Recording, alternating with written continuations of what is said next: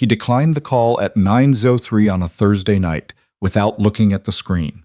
His thumb found the side button by muscle memory, the way you dismiss a notification you've learned to expect. Bree had called 3 times in 17 minutes. She was standing in the family consultation room on the 4th floor of St. Bernard's Hospital on Chicago's west side, still in her scrubs from a 12-hour shift, her father's hand folded between both of hers. Walter Callahan was 71 years old and had spent the better part of the last 6 months losing a war against his own lungs. His doctor had stopped using optimistic language around week 8. Tonight, something had shifted.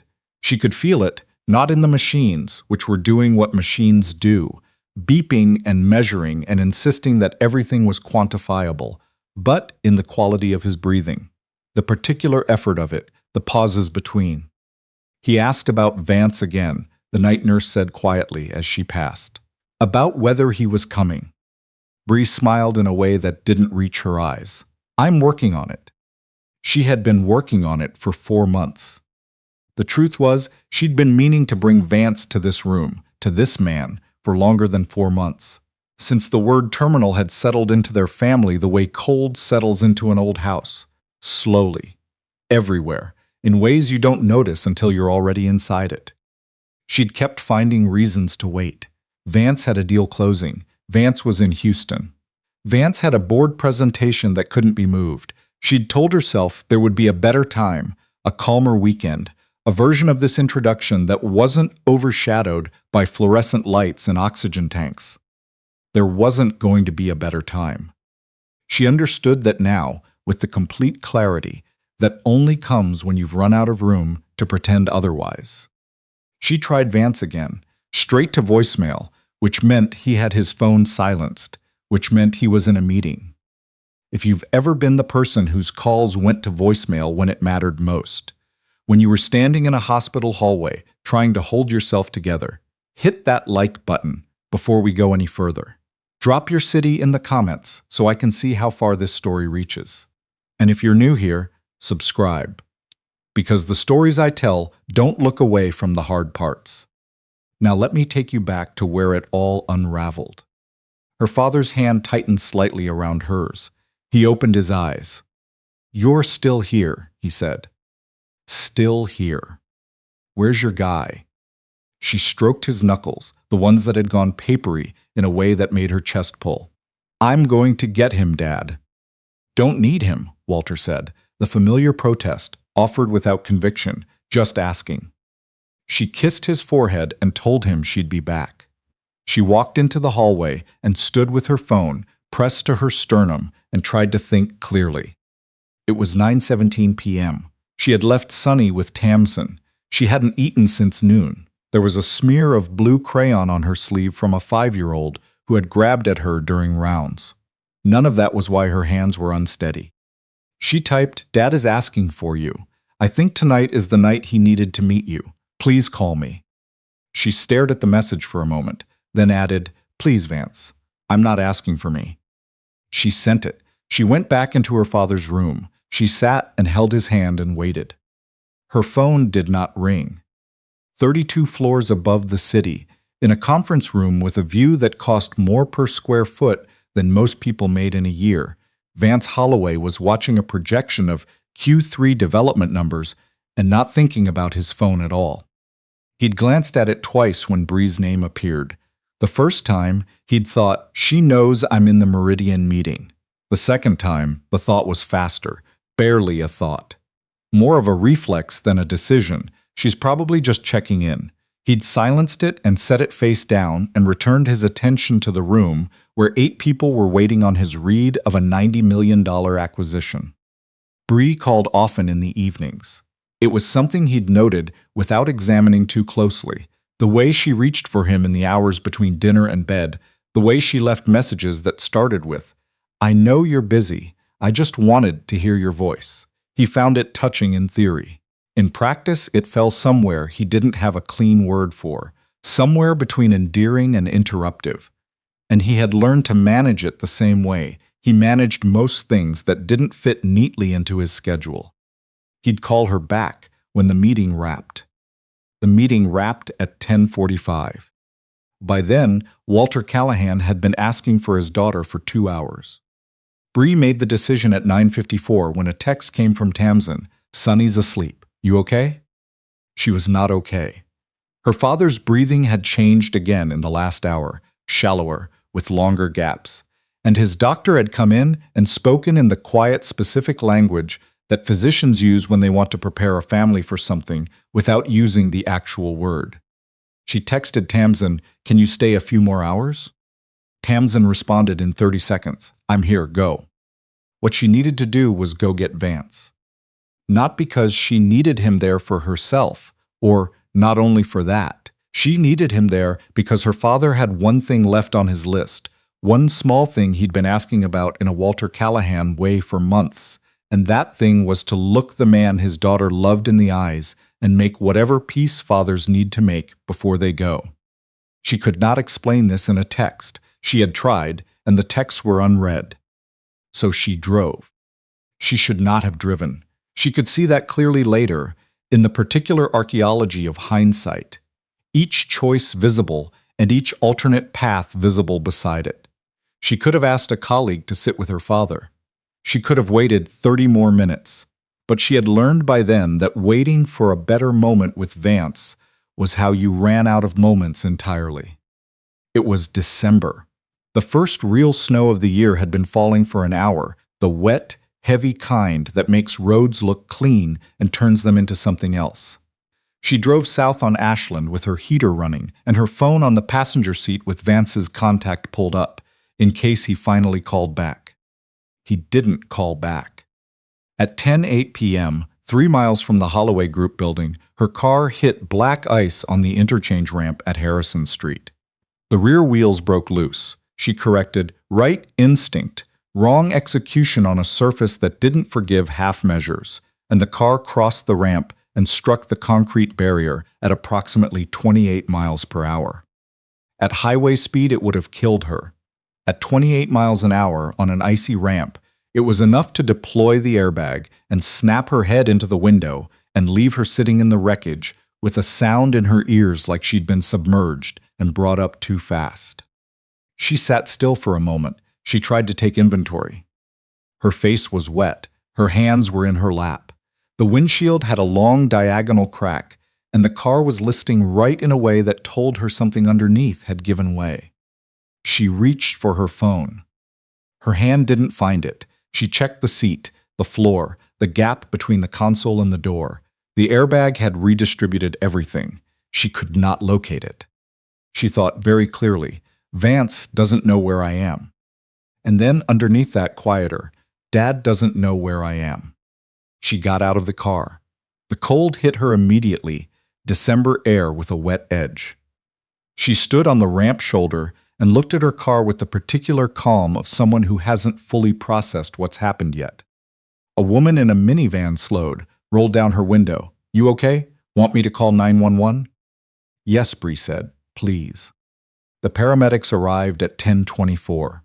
By then, Bree had given her name, listed her father as emergency contact before remembering he was the reason she'd been driving, and sat down on the guardrail because her legs had stopped cooperating. The cut above her eyebrow had stopped bleeding, but her head felt like a bell still vibrating after someone had struck it. They transported her to Mercy General, a different hospital than St. Bernard's, by 6 miles. Vance's phone lit up at 10:53 as he stepped into the elevator heading down from the 45th floor. Unknown number. He almost didn't answer. "This is a nurse from Mercy General ER calling for Vance Holloway. We have a patient, Bree Callahan." He stopped moving. The lobby continued around him, people heading for exits, a security guard at the desk, the indifferent efficiency of a building full of people going home. He stood still in the middle of all of it. "What happened?" he said. They told him. He asked 3 questions. He got 3 answers. He hung up and walked to where his car was waiting. It took 19 minutes to reach the ER. He counted them the way you count something when counting is the only thing keeping your mind from going somewhere it isn't ready to go. She was awake when he arrived, sitting up on a gurney in a curtained bay with a bandage above her left eye and a bruise developing along her cheekbone, still in her scrubs, her coat folded on the chair. She looked at him when he came through the curtain. The expression on her face was not relief. It was something he didn't have a name for, something he would spend a long time looking for the right word for. "Hey," he said. "Hey." He came to stand beside her. He looked at the bandage, at the bruise, at the careful way she was holding herself. "I'm fine," she said before he could ask. "Concussion, probably. They're waiting on the scan." A pause. "I need to get to St. Bernard's." "Bree." "My father is there." Her voice was level in a way that was more alarming than if it had broken. "He was asking for you. For us. I was driving to your building to come get you, because you wouldn't answer, and I." She stopped. "I need to get there." He looked at the IV in her arm. "You're hooked up." "I know what I'm hooked up to." She looked at the door. "Talk to someone, please." He went to find the attending. What the attending told him, in the calm language of someone who had delivered this kind of news many times before, was that Bree had a moderate concussion and a laceration requiring 3 stitches, and that observation for the next 4 to 6 hours was not optional. Moving her to another facility was not something he could recommend. What Vance told Bree was a shorter version of this. She looked at him for a long moment. "Call the nurses' station on his floor," she said quietly.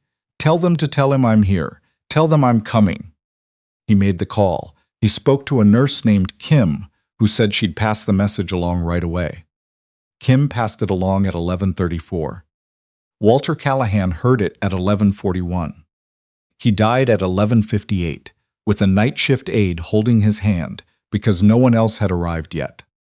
Vance was in the waiting room when his phone buzzed at 12:07. A text from an unknown number, one of the nurses at St. Bernard's, who had found his contact in the recent calls at the nurses' station. He read the text. He sat in the plastic chair and looked at those words on his screen and thought about how to walk back into that curtained bay and say what was in his hand. He had built towers. He had moved money across continents. He had sat across the table from men who were accustomed to getting what they wanted and had given them nothing and walked out feeling nothing.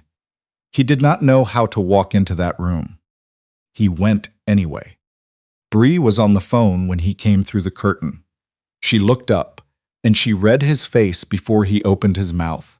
The way people who have spent years in hospitals learn to read faces, trained by watching families understand something in the half-second before the doctor speaks. She lowered the phone. "No," she said, just that word. He sat down in the chair beside her bed. He didn't reach for her hand. He told her what the text said. The sound she made was not a word. It came from somewhere below language, and it lasted only a moment before she pressed her face into both hands and pulled herself back with a visible, terrible effort. He sat with her in that curtained bay while the ER moved around them on the other side of the partition, nurses' shoes on linoleum, someone else's machines, a child somewhere asking for water. He sat and did not speak, because there was nothing to say that would make a single thing different. After a long time, she looked up. "He kept asking about you," she said. Her voice was scraped clean of everything except what was true. "For months. He kept asking if you were coming, and I kept saying soon." Vance said nothing. "I called you 5 times tonight, not angry, or past anger, in the place where the air is thinner and everything is just the shape of what happened. I texted. I told you it was important. I was driving to your building in the snow because you wouldn't pick up, and I thought if I could just get to you in person." She stopped. "If I just showed up, like I always have to." He looked at his hands. "He died thinking we were on our way," she said. That sentence moved through him differently than anything else had in a very long time. He felt it in a place he hadn't known was available to be reached. "I know you didn't know it was serious," she said. "That's what I keep coming back to. You never know when it's serious, Vance. You assume it can wait." She looked at the wall across the room. He can't wait anymore. She didn't ask him to leave. She didn't ask him to stay. He stayed, And in the morning, when they discharged her, he drove her to St. Bernard's so she could stand in her father's room and say goodbye to the particular shape a person leaves behind. The adjusted angle of the bed, the photograph of Sonny she'd taped to the window frame 6 weeks ago so he'd have something to look at when he woke up. She stood in that room for a long time. He stood in the doorway and did not cross into it because some rooms aren't his to enter. She asked him not to call her for 2 weeks. He honored it, mostly. On the 8th day, he sent one text. "I keep picking up my phone to call you and putting it down. I think that's the right thing to do. I hope you're okay." She didn't respond. On the 15th day, she texted, "I'm okay. Sonny is okay. Thank you for the 8th day text." He wrote her a letter instead of calling, on plain paper, because he had never written a letter in his adult life, and that felt like the right way to signal that something had changed. He wrote it badly the first time. The second time, he stopped trying to defend himself or explain the Meridian meeting or contextualize anything about his schedule, and just said what was true. That he had treated her calls like a category of things he'd deal with later, and there was no later for some things, and he hadn't understood that in any real way until a nurse from a hospital he'd never visited texted him 12 words that rearranged the rest of his life. He mailed it. He did not expect a reply. 3 weeks later, she called him. "I read your letter," she said. "Okay." I read it twice. A pause, the quality of silence on a phone line when someone is deciding something. You didn't try to explain yourself. No. Most people would have. I know. He was in his office. The lake was flat and gray outside the window, a mid-January sky pressing down on everything. I didn't have an explanation that would change what happened. She was quiet. "I've been angry," she said. "Not the kind that makes you want to throw things. The kind that just sits there. The kind that's there when I make Sonny breakfast, and when I get to the hospital, and when I sit in the parking garage at the end of a shift and just breathe before I go back in to be someone's mom." "I know," he said. "You don't get to say you know," she said, not harshly, with precision. "You know now. You didn't know before. That's the part I'm still working through, that you didn't know, because I kept adjusting. I kept moving my needs to the edge of the frame so you'd have room." He didn't fill the silence that followed. He was practicing not filling silences.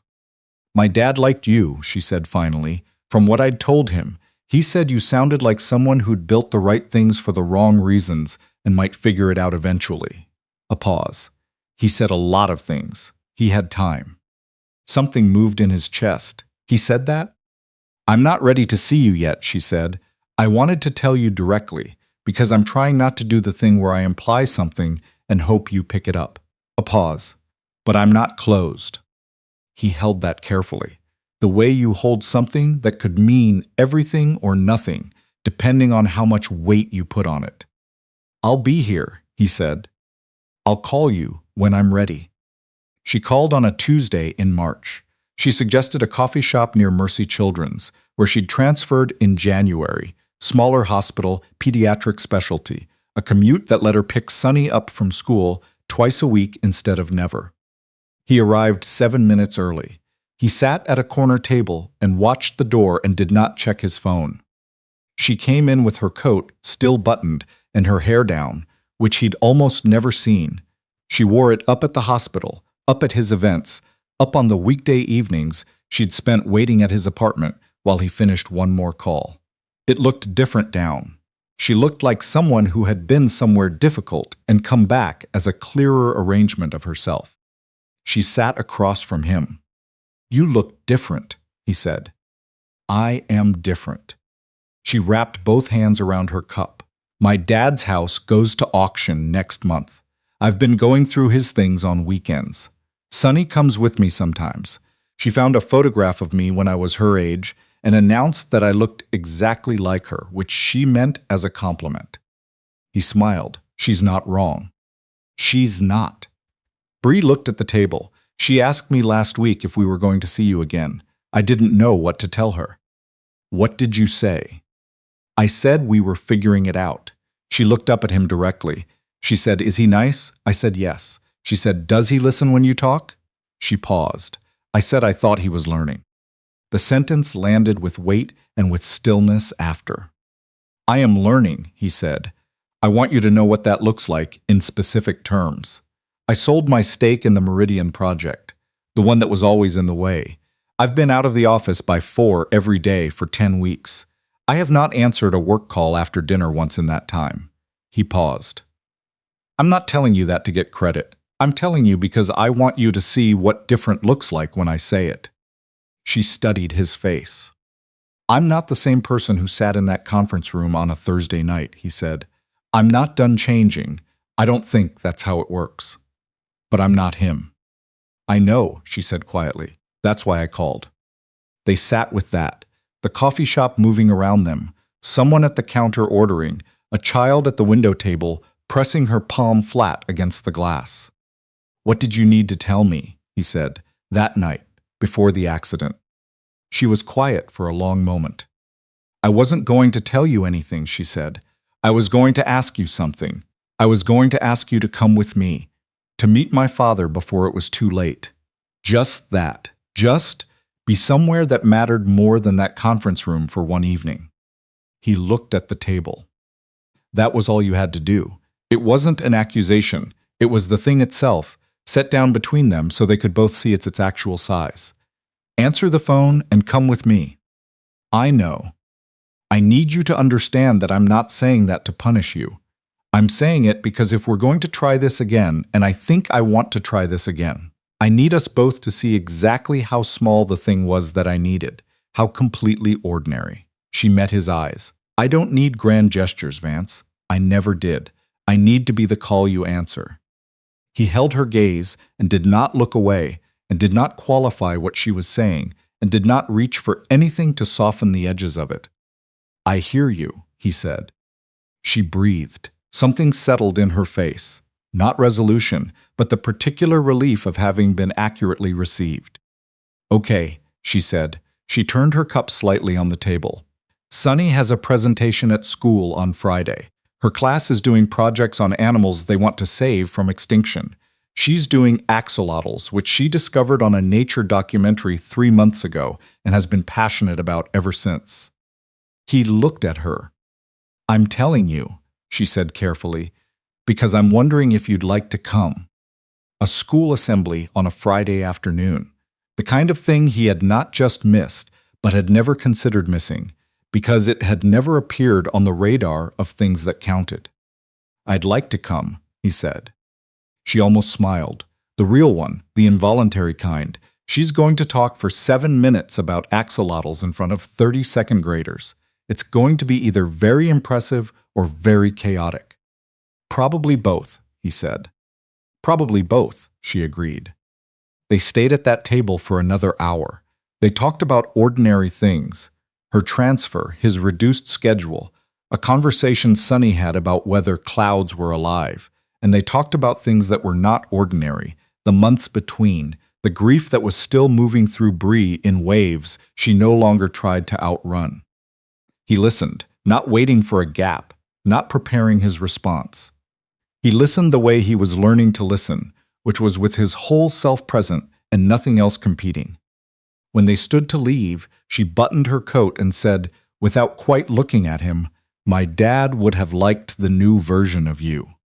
Outside, the March air was cold but thinner, the particular edge of a Midwest winter releasing its grip millimeter by millimeter. She turned to face him on the sidewalk.